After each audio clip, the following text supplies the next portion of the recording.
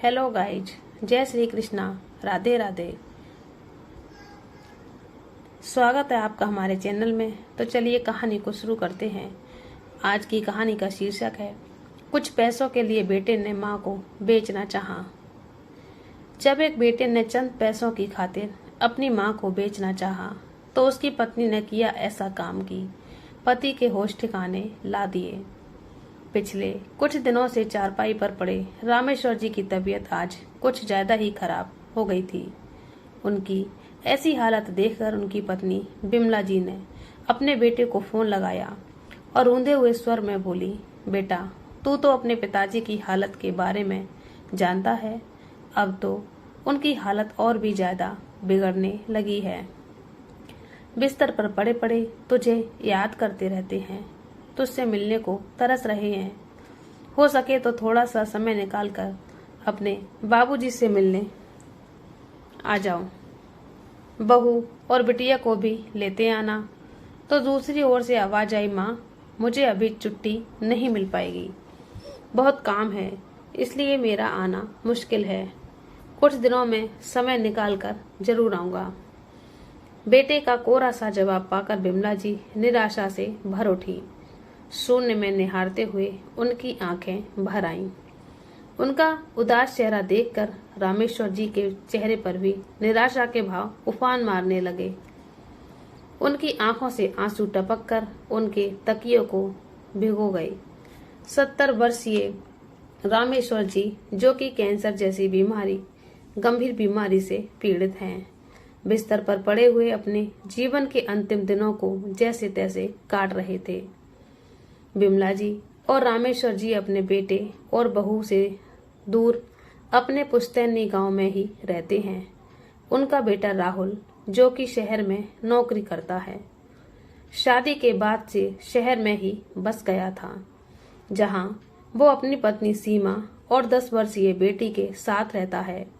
गांव के मकान में कुल 2 जन ही रह गए थे, एक बिमला जी और दूसरे रामेश्वर जी। रामेश्वर जी की गांव में ही खेती थी, जिसके बल पर वे अपने परिवार का भरण पोषण करते आए थे। माता पिता दोनों ने अपना पेट काटकर अपनी औलाद को अच्छा जीवन दिया और अपने बेटे को पढ़ा लिखा कर इस मुकाम पर पहुंचाया था, ताकि वो आज सर उठाकर जी सके। अपने परिवार को एक बेहतरीन जिंदगी देने के लिए उन्होंने अपनी सारी उम्र मेहनत करने में लगा दी। बड़े अरमानों के साथ अपने इकलौते बेटे का ब्याह रचाया था।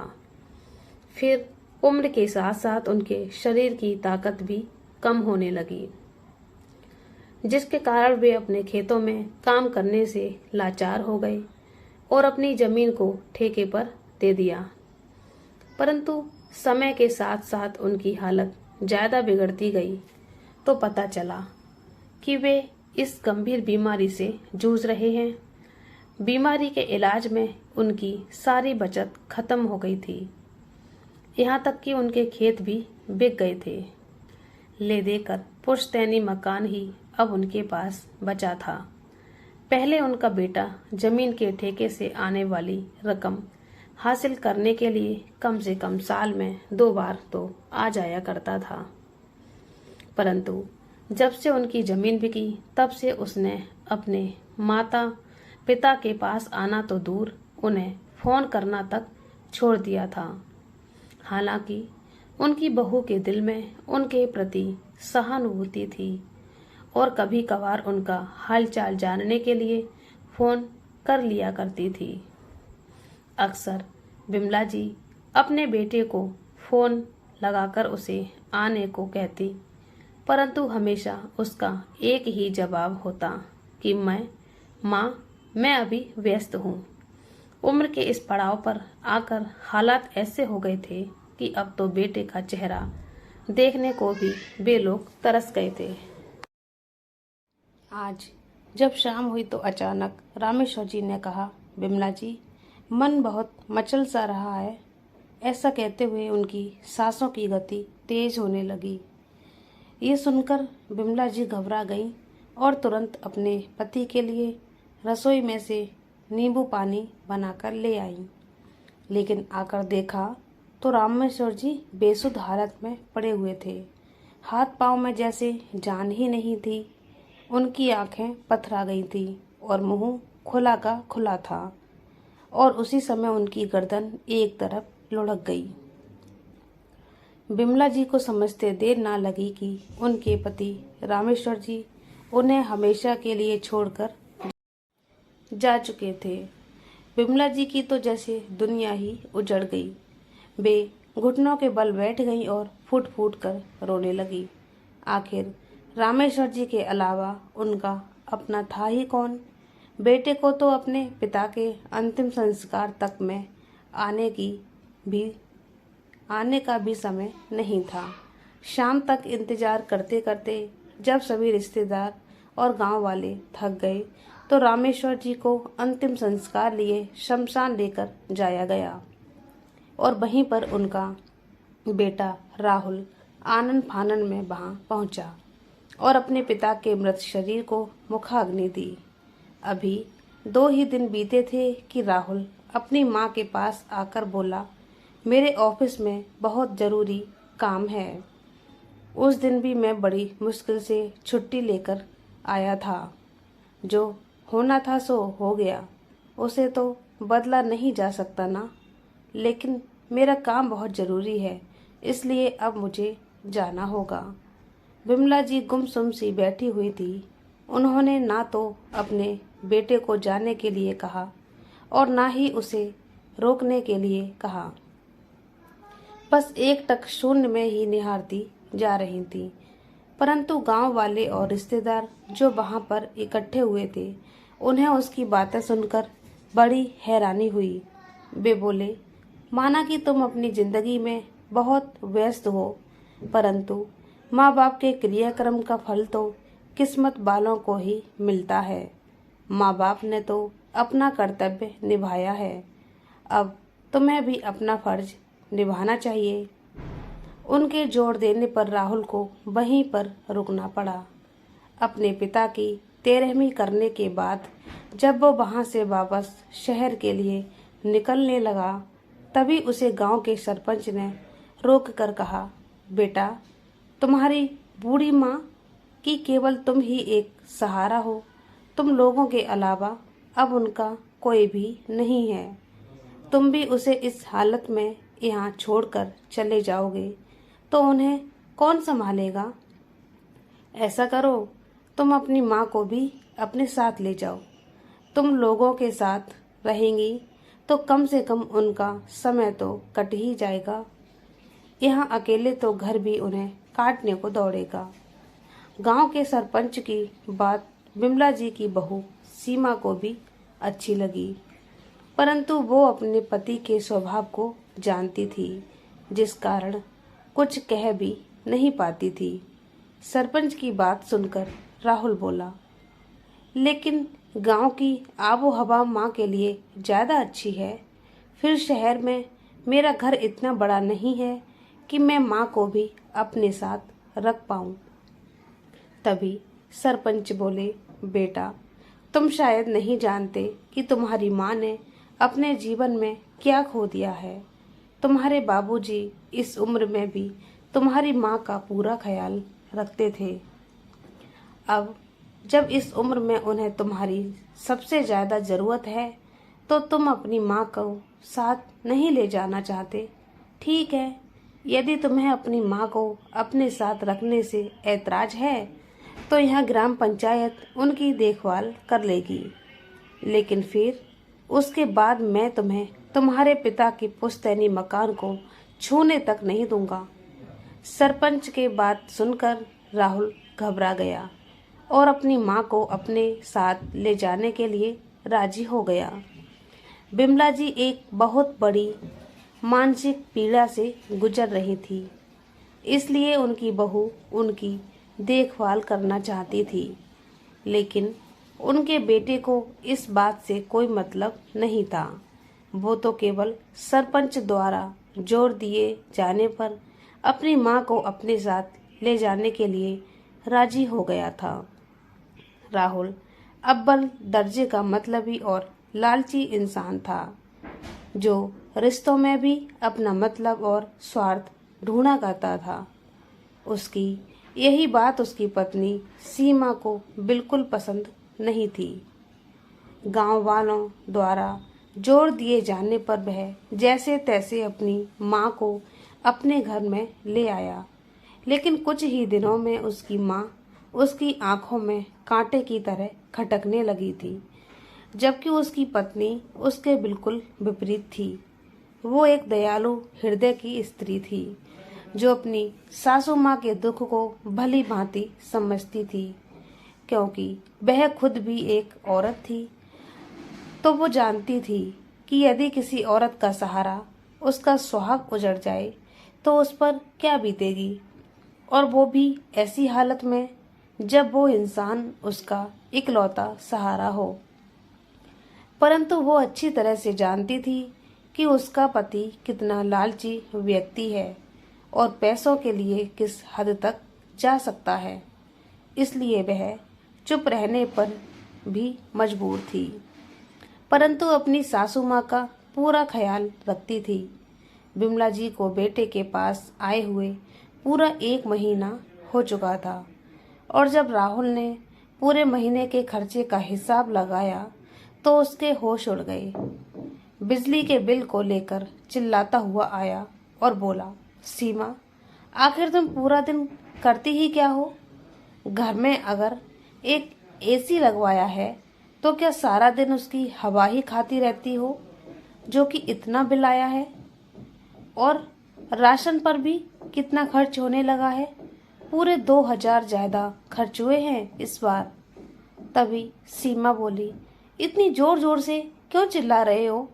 अरे माँ जी, गांव से आई हैं, तो ऐसे में अगर 2000 का खर्च बढ़ भी गया तो कौन सा आसमान टूट पड़ा? इतनी कंजूसी अच्छी बात तो नहीं, और फिर इसमें से 1000 तो गांव जाने और आने के किराए में खर्च हुए थे। सुनिए जी, वो आपकी माँ हैं और अब वो हमारे साथ हैं, तो हमें उनकी ज़रूरत का ध्यान रखना चाहिए। और आप हैं कि अपने थोड़े से खर्चे पर चिल्लाने लगे। चिल्लाऊं नहीं तो और क्या करूं? पैसे कोई पेड़ पर तो नहीं लगते। दिन भर मेहनत करता हूँ, तब जाकर कुछ पैसे हाथ में आते हैं, और तुम लोग हो कि सारे पैसे उड़ाने में लगे हुए हो। राहुल के चिल्लाने की आवाज़ कमरे से बाहर तक आ रही थी, और बिमला जी ये सारी बातें सुन रही थी। उनकी मानसिक स्थिति तो पहले ही डामाडोल हो चुकी थी, और ऊपर से उनके बेटे की ऐसी बातें उनके स्वास्थ्य पर और भी बुरा असर करती जा रही थी।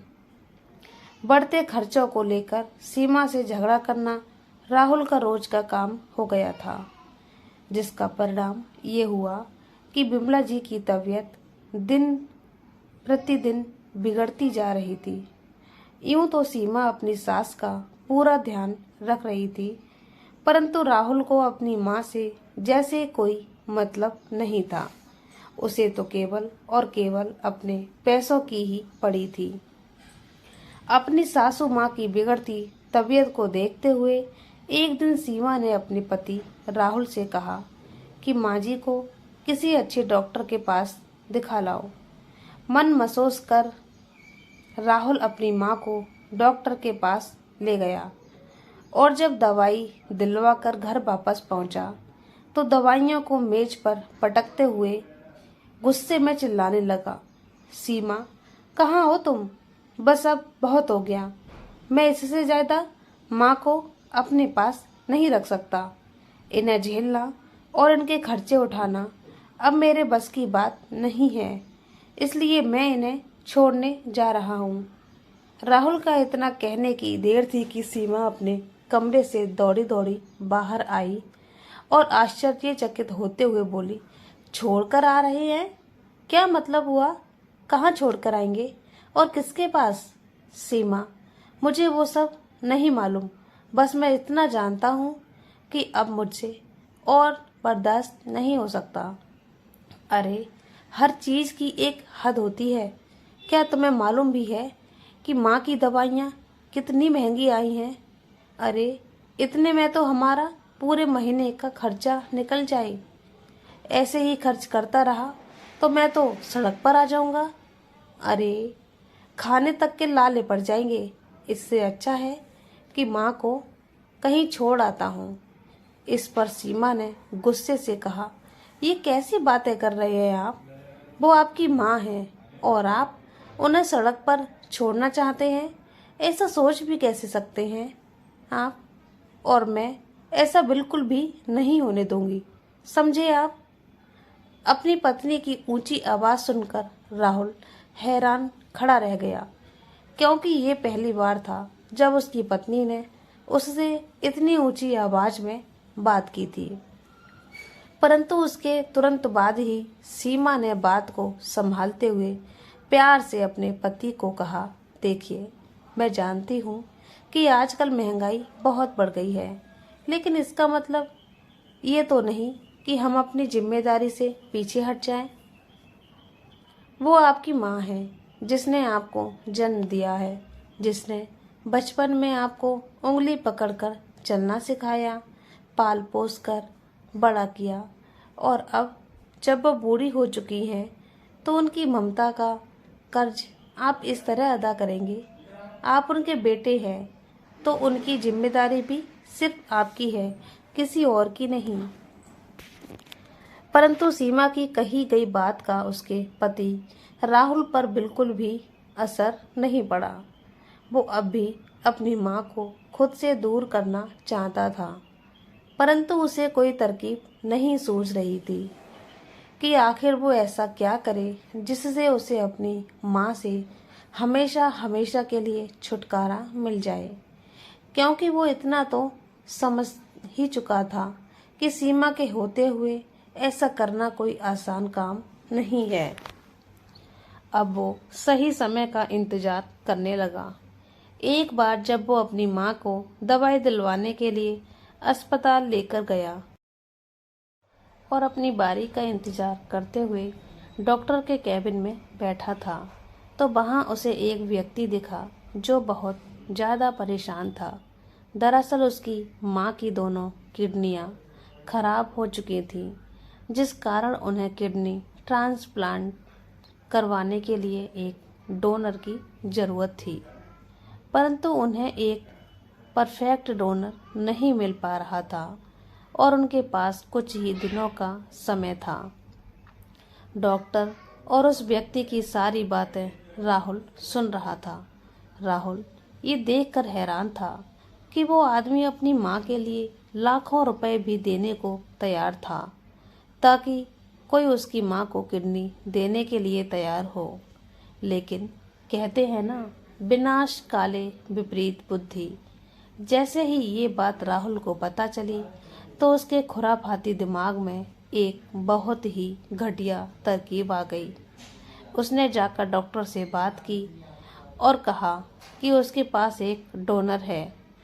उसने डॉक्टर से अपनी माँ के बारे में बात की, परंतु डॉक्टर ने कहा कि इस उम्र में माँ जी की किडनी निकालने से उनकी सेहत पर बहुत ज़्यादा बुरा असर पड़ सकता है। इसलिए डॉक्टर ने उनकी बात नहीं मानी, तो राहुल ने डॉक्टर को किडनी के बदले मिलने वाले पैसों में से कुछ हिस्सा देने की पेशकश की। डॉक्टर को भी मालूम था कि वो आदमी अपनी माँ की जान बचाने के लिए डोनर को मुंह मांगी कीमत देने के लिए तैयार है, तो डॉक्टर ने भी लालच में आकर हाँ कर दी। उधर बिमला जी अपनी बीमारी के कारण पहले से ही बेसुध सी रहती थी, इसलिए राहुल अपनी माँ को डॉक्टर की निगरानी में अस्पताल में ही छोड़कर चला गया, ताकि किडनी ट्रांसप्लांट से पहले जो भी चेकअप करना चाहते हैं आसानी से कर लें।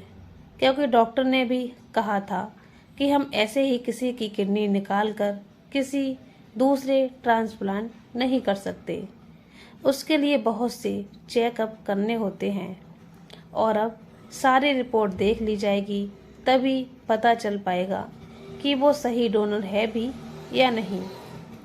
इसलिए राहुल अपनी माँ को वहीं अस्पताल में छोड़कर चला गया। और जैसे ही वह घर पहुंचा तो सीमा उससे माँ जी के बारे में पूछने लगी, परंतु सीमा ने देखा कि उसका पति राहुल उससे नजरें चुरा रहा था। काफी देर तक वह चुप रहा, परंतु जब सीमा ने कई बार पूछा तो उसने कहा कि जब मैं माँ को दवाई दिलवा रहा था तो माँ अचानक सड़क की दूसरी ओर चली गई। जब मैं उनके पीछे जाने लगा तो सड़क पर गाड़ियां आ गईं और ना जाने माँ जी कहाँ चली गई। सीमा को ये सुनकर बहुत अजीब सा लगा। वह बोली, कमाल है, आपकी उपस्थिति में माँ जी अचानक कहीं चली गई और आप यहाँ आराम से बैठे हुए हैं। तो राहुल बोला, तो मैं क्या करता, तुम्हें भी मालूम है कि 24 घंटे से पहले कोई भी पुलिस वाला कोई कार्रवाई नहीं करता। ऐसे में मैं क्या करता। मैंने उन्हें काफी ढूंढा पर वह नहीं मिली। अब तुम ही बताओ मैं क्या करूं। सीमा को अपनी सासू माँ की चिंता होने लगी। वो उस समय चुप हो गई, परंतु ये बात वो मानने को तैयार ही नहीं थी कि माँ जी अपने आप कहीं चली गईं। इसलिए कुछ देर उसने इंतजार किया। जब बिमला जी लौटकर नहीं आई तो सीमा खुद ही अपनी सास को ढूंढने के लिए निकल पड़ी, परंतु ढूंढते ढूंढते रात हो गई और बिमला जी का कोई अता पता नहीं था। अब सीमा 24 घंटे बीतने का इंतजार करने लगी, लेकिन जैसे ही अगली सुबह हुई, सीमा ये देखकर हैरान थी कि राहुल जल्दी जल्दी उठकर नहा धोकर तैयार हो गया और घर से जल्दबाजी में निकल गया। राहुल ने अस्पताल में जाकर डॉक्टर से बातचीत की और जब उसे डॉक्टर ने बताया कि बिमला जी उस व्यक्ति की माँ के लिए एक परफेक्ट डोनर है, तो राहुल तो जैसे बल्लियों उछलने लगा। उसे ऐसा लगा जैसे उसकी तो लॉटरी लग गई हो। उसकी आंखों में ढेर सारे पैसे की तस्वीर नाचने लगी। वह विदेश घूमने के सपने लेने लगा। डॉक्टर ने उसे बताया कि वह आदमी किडनी के लिए 80 लाख देने को तैयार है। तो राहुल को तो ये सुनकर और भी लालच आ गया। उसने डॉक्टर के सामने एक बात पूरी तरह से स्पष्ट कर दी कि वह अपनी माँ की जान को केवल कुछ लाख रुपए के लिए तो दांव पर नहीं लगा सकता। आखिर माँ के प्यार को कोई इतनी कम कीमत में कैसे आंक सकता है। राहुल ने सोचा, पूरी उम्र के लिए पैसा इकट्ठा करने का इससे अच्छा मौका फिर कहीं नहीं मिलेगा। इसलिए उसने लालच के वश में आकर अपनी माँ के किडनी के लिए पूरे 1 करोड़ की मांग की और मन में सोचने लगा कि बस मुझे 1 करोड़ मिल जाए, फिर ये लोग चाहे माँ की किडनी निकालें या आंखें, मुझे कोई फर्क नहीं पड़ता। उस अमीर व्यक्ति ने 1 करोड़ देने के लिए भी हाँ कर दी, लेकिन सीमा आराम से बैठने वाली नहीं थी। उसके शक की सुई लगातार उसके पति राहुल की तरफ ही जा रही थी, क्योंकि राहुल सुबह सुबह इतनी जल्दबाजी में निकला था। वह जानती थी कि ये कोई सामान्य घटना नहीं है, इसके पीछे जरूर कोई न कोई राज तो है। अपने पति के जाने के तुरंत बाद ही वह अपनी सास की फोटो को लेकर पुलिस स्टेशन में चली गई और उन्हें वहां जाकर सारी बात बता दी, परंतु कांस्टेबल ने कहा कि 24 घंटे से पहले कुछ नहीं किया जा सकता। लेकिन जैसे ही सीमा ने इंस्पेक्टर को सारी बात बताई तो उस समय इंस्पेक्टर ने नोटिस किया कि इस हिसाब से तो 24 घंटे हो चुके हैं। फिर एफआईआर दर्ज करवाने के बाद वो पुलिस को लेकर अस्पताल के लिए निकली, जहां उसकी सासू माँ यानी बिमला जी का इलाज चल रहा था। उधर राहुल तो पैसे के लालच में अंधा हो चुका था।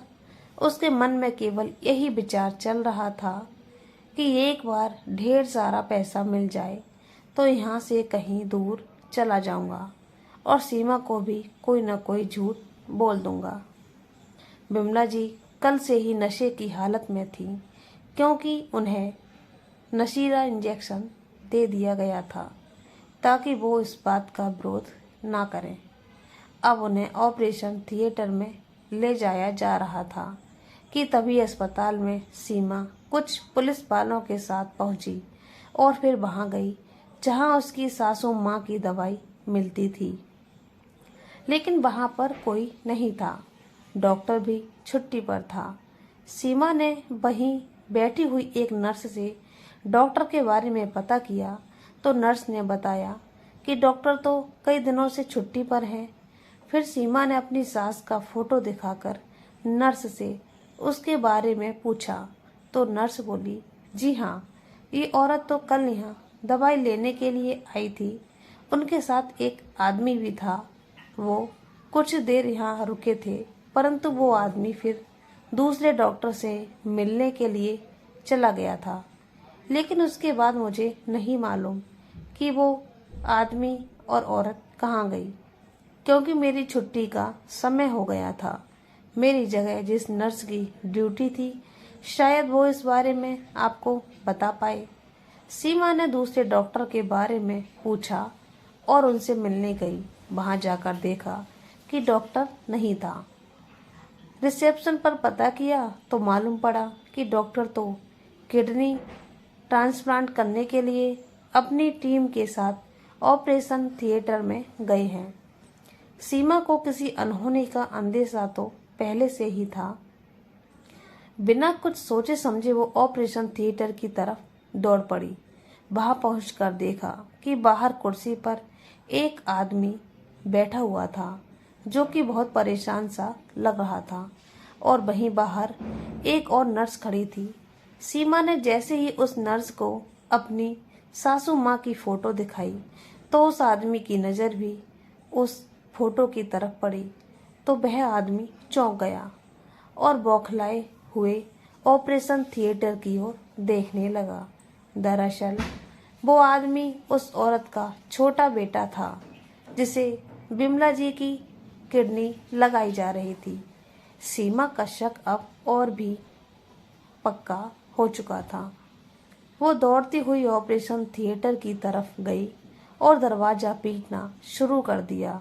सीमा के पीछे पीछे पुलिस भी वहां तक पहुंच चुकी थी। पुलिस ने दरवाजा खुलवाया और सीमा पुलिस के साथ ऑपरेशन थिएटर के अंदर गई, परंतु जब वहां जाकर देखा तो उसकी आंखें फटी की फटी रह गईं। उसकी सासू माँ की किडनी निकालने की पूरी तैयारी हो चुकी थी और वो बेचारी तो बेहोशी की हालत में पड़ी हुई थी। उन्हें तो अंदाजा भी नहीं था कि उनका अपना इकलौता बेटा उनके साथ आज क्या करने वाला था। तभी कंधे पर बैग लटकाए राहुल बाहर से आ रहा था, जिसके साथ वह अमीर आदमी भी था। राहुल ने जैसे ही वह सीमा को पुलिस के साथ देखा तो वह घबरा गया और चालाकी दिखाते हुए वहां से भागने लगा। लेकिन अब उसकी और चालाकी या नहीं चलने वाली थी। पुलिस वालों ने उसे वहीं दबोच लिया और उसे अपने साथ ले गए। साथ ही ऑपरेशन करने वाले डॉक्टर और उस अमीर व्यक्ति को भी अपने साथ ले गई, जिसने राहुल को इतने पैसे देकर उसकी माँ की किडनी खरीदी थी। थाने में ले जाकर जब राहुल की अच्छी तरह से मरम्मत की गई तो उसने सब कुछ सच सच उगल दिया कि कैसे उस लालची इंसान ने पैसे के मोह में माँ की ममता को भी कलंकित कर दिया था। केवल और केवल पैसे के खातिर अपनी जन्म देने वाली माँ तक का भी सौदा कर दिया था। पूछताछ के बाद ये पता चला कि उस अमीर व्यक्ति का उस मामले में कोई दोष नहीं था, क्योंकि उसे तो ये तक मालूम नहीं था कि इस विषय में डोनर की अपनी रजामंदी नहीं है, क्योंकि डॉक्टर ने उसे पूरी तरह से अपने विश्वास में ले लिया था। उधर सीमा अपनी सासू माँ को वहां से बाहर लेकर आई और उनके होश में आने का इंतजार करने लगी। जैसे ही बिमला जी को होश आया तो सीमा उनके गले लगकर रोने लगी। बिमला जी अभी तक पूरी तरह से ठीक नहीं हुई थी, लेकिन वो इतना तो समझ पा रही थी कि उनकी बहू बहुत दुखी है। बिमला जी कराहते हुए कहने लगी, बेटी चुप हो जाओ, सब कुछ ठीक हो जाएगा, परमात्मा सब ठीक करेंगे। सीमा अपनी सास को लेकर अपने घर वापस चली गई और उनका अच्छे से ख्याल रखने लगी। अब उनकी हालत कुछ सुधर चुकी थी, परंतु रह रहकर उनके मन में एक ही ख्याल आ रहा था कि उनका बेटा राहुल कहाँ है। जब बिमला जी ने अपने बेटे के बारे में पूछा तो सीमा अब उनसे वो सब बातें छुपा नहीं पाई। अस्पताल में हुई सारी घटना उन्हें बता दी। बिमला जी ये सब बातें जानकर बहुत हैरान रह गईं और सोचने लगी कि क्या कमी थी उनकी परवरिश में जो उनका बेटा इस गलत रास्ते पर चल पड़ा। परंतु फिर दूसरी ओर अपने बहू को देखती तो उनके मन में कुछ तसल्ली भी रहती। अपनी इस घिनौनी हरकत के कारण राहुल को 3 साल कैद की सजा मिली और वहीं डॉक्टर को जुर्माने के साथ साथ सस्पेंड भी कर दिया गया। समय बीतने के साथ साथ शांत और सुखद माहौल मिलने के कारण बिमला जी का स्वास्थ्य भी अब अच्छा होने लगा था। वो धीरे धीरे ठीक होने लगी थी। उधर सीमा ने घर में रहते हुए ही ऑनलाइन जॉब करनी शुरू कर दी ताकि घर का खर्चा निकाल सके, क्योंकि वो अपनी सास को इस हालत में छोड़कर नहीं जाना चाहती थी। देखते ही देखते अब बिमला जी बिल्कुल ठीक हो चुकी थी। 3 साल बीतने के बाद जब राहुल घर वापस आया तो वो पहले जैसा राहुल नहीं था। उसमें बहुत सारे बदलाव आ चुके थे। उसके चेहरे पर शर्मिंदगी के भाव थे और दिल में अपनी माँ और पत्नी के प्रति इज्जत। राहुल के मन से अब पैसा पाने का लालच खत्म हो चुका था। अब वे लोग सुख से रह रहे थे। पैसे कम थे लेकिन सुकून और शांति इतनी थी जितनी आज तक उस घर में कभी नहीं रही होगी। तो दोस्तों, ये कहानी आपको कैसी लगी हमें कमेंट करके ज़रूर बताना। और आप हमारे चैनल पर नए हैं तो हमारे चैनल को सब्सक्राइब कर दीजिए, बेल आइकन को दबा दीजिए ताकि हमारी कहानी का नोटिफिकेशन आपको मिलता रहेगा। थोड़ा सा हमें सब्सक्राइब करके सपोर्ट कर दीजिए। कहानी को पूरा सुनने के लिए धन्यवाद। तो चलिए मिलते हैं एक और नई कहानी के साथ। तब तक के लिए जय श्री कृष्णा, राधे राधे।